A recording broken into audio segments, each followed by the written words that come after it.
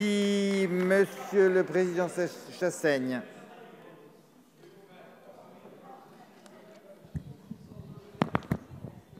Chers collègues, il n'est pire aveugle que celui qui ne veut pas voir. Aveugle celui qui ne veut pas voir que notre responsabilité, ce n'est pas de valider des accords commerciaux qui sont en contradiction totale avec les enjeux de notre siècle.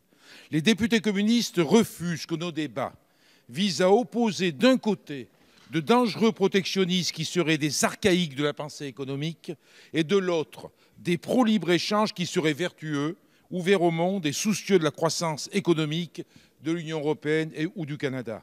D'abord parce que pour notre part, nous ne sommes pas opposés aux échanges commerciaux. Mais la question fondamentale, c'est de savoir à quoi ces échanges commerciaux doivent servir, en quoi ils peuvent constituer un progrès pour l'humanité et pour répondre aux enjeux climatiques, alimentaires, sociaux.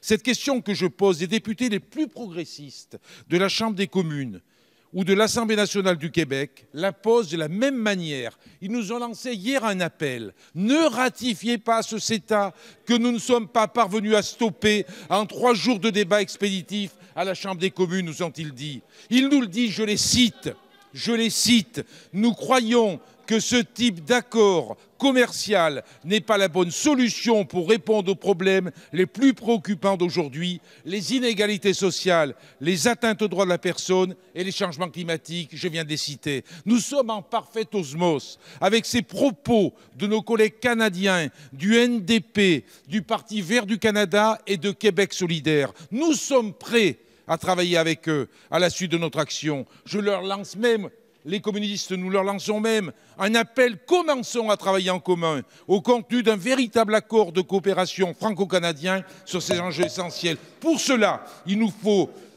refuser cet accord et dans cet accord, rejeter ce deuxième article. Merci, Monsieur Petit.